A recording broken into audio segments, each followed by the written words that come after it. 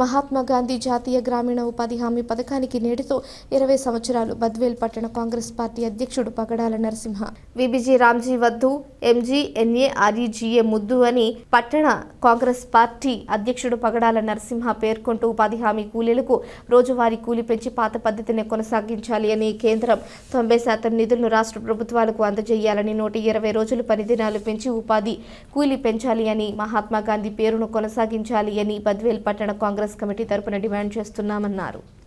ఈరోజు మహాత్మా గాంధీ జాతీయ గ్రామీణ ఉపాధి హామీ పథకం కాంగ్రెస్ పార్టీ ప్రవేశపెట్టి ఈ రోజులతో 20 సంవత్సరాలు పూర్తి చేసుకున్న సందర్భంగా ఉపాధి హామీ కూలీలకు జరుగుతున్న అన్యాయానికి వ్యతిరేకంగా ఉపాధి హామీ కూలీలకు మద్దతుగా ఈరోజు బద్వేల్ పట్టణ కాంగ్రెస్ కమిటీ ఆధ్వర్యంలో ఈ ప్రెస్ మీట్ నిర్వహిస్తున్నాం.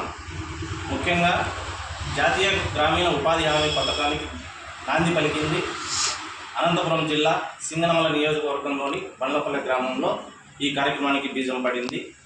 అప్పటి కాంగ్రెస్ పార్టీ ముద్దుబిడ్డ దివంగత మహానేత శ్రీ వైఎస్ రాజశేఖర రెడ్డి గారు, మన మంత్రి రఘువీరారెడ్డి గారు, అప్పటి కాంగ్రెస్ పార్టీ ప్రచారంలో పాల్గొన్నటువంటి యూపీఐ అధ్యక్షురాలైనటువంటి శ్రీమతి సోనియా గాంధీ గారి దగ్గరికి ఈ విషయం తీసుకొని పోవడం జరిగింది.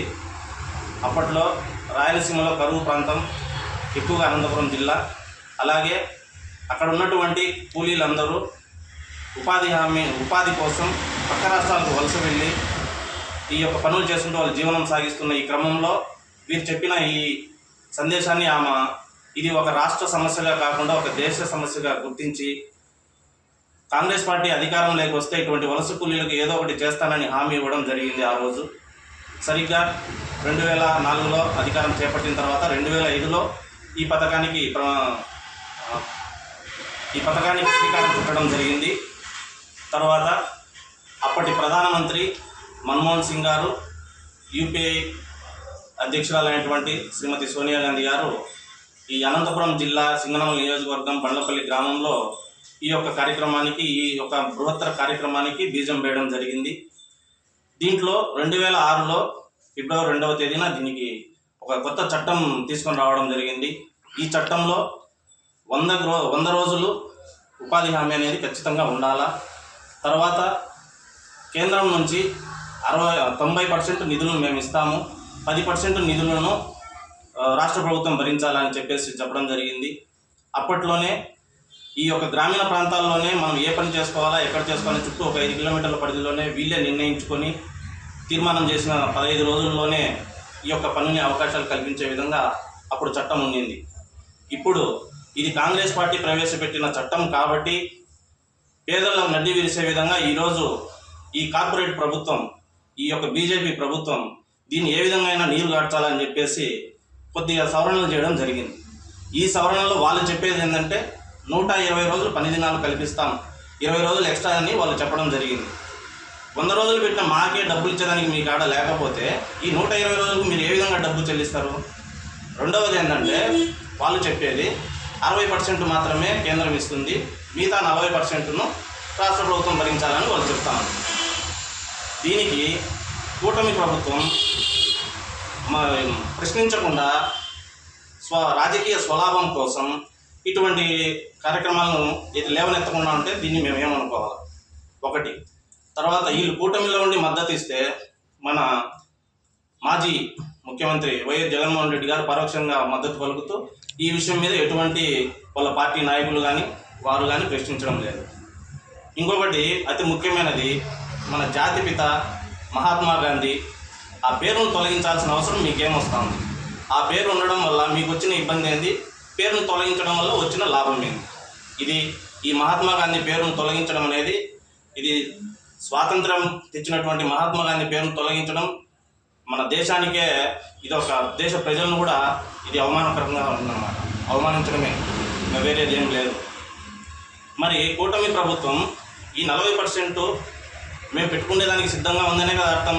ఈరోజు మేము చంద్రబాబు నాయుడు గారిని అడుగుతున్నాం, మీరు సైలెంట్గా ఉంటే 40% మీరు ఒప్పుకున్నట్లే. మీరు బహిరంగంగా ప్రజలకు, ఉపాధి హామీ కూలీలకు మీరు బహిరంగంగా చెప్పాలమ్మా, ఆ 40% నేను నిధులు మీకు సమకూరుస్తానని మీరు బహిరంగంగా చెప్పాలని మేము కాంగ్రెస్ పార్టీ తరఫు నుంచి మేము డిమాండ్ చేస్తున్నాం. తర్వాత మా పిసిసి అధ్యక్షురాలు శ్రీమతి వైఎస్ షర్మిలారెడ్డి గారు ఈ రోజు నుంచి ఫిబ్రవరి 2 అదే బండ్లపల్లి గ్రామంలో రచ్చబండ కార్యక్రమంలో ఈరోజు పాల్గొన్నారు కూడా. ఈ గ్రామీణ ఉపాధి హామీ పథకానికి మహాత్మా గాంధీ పేరునే కొనసాగించాలా, 100 రోజులు పని దినాలు కల్పించాలా, అలాగే ఉపాధి కూలీ కూడా డబ్బు పెంచాలా అనేది ఈ యొక్క కాంగ్రెస్ పార్టీ డిమాండ్ కోసం ఆమె రాష్ట్ర వ్యాప్తంగా పర్యటనకు సిద్ధమైంది. ఈరోజు కార్యక్రమం మొదలుపెట్టింది. ఈ నెల 14వ తేదీన కడప, తర్వాత వేంపల్లె మండలంలో కూడా ఆమె పాల్గొనబోతాము. నేను ఉపాధి హామీ కూలీలకు ఒకటే చెప్పదలుచుకున్నా, ఇది మీకోసం మేము చేస్తున్నటువంటి కార్యక్రమం, ఏదో కాంగ్రెస్ పార్టీ చేసేది కాదు. కాబట్టి ఎక్కడికి అక్కడ స్వచ్ఛందంగా మీరు ఉపాధి హామీ పనుల వాళ్ళు స్వచ్ఛందంగా మీరు పాల్గొని మాకు మద్దతు ప్రకటిస్తే మేము ఇంకా కూడా ఉత్తేజంగా పనిచేసేదానికి కూడా మాకు ఆస్కారం ఉంటుంది. కాబట్టి ప్రతి మండలంలో ప్రతి గ్రామంలో కూడా మీరు మాకు అండగా ఉండాలని మేము కాంగ్రెస్ పార్టీ నుంచి కూడా మేము కోరుకుంటున్నాం. ఆల్రెడీ మేము బద్వేల్ మండలం సుధాకర్ రెడ్డి ఆధ్వర్యంలో జరిగింది కార్యక్రమం, గోపురం మండలం సాంబయ్య ఆధ్వర్యంలో జరిగింది, అట్లూరు మండలం మన గంగయ్య ఆధ్వర్యంలో కూడా కార్యక్రమాలు చేసినాం, ఇంకా కూడా మేము చేస్తాం.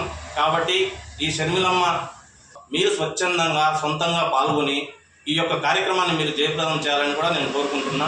పథకాన్ని నిర్వీర్యం చేసేదానికైతే బీజేపీ ప్రభుత్వం కంకణం కట్టుకునింది.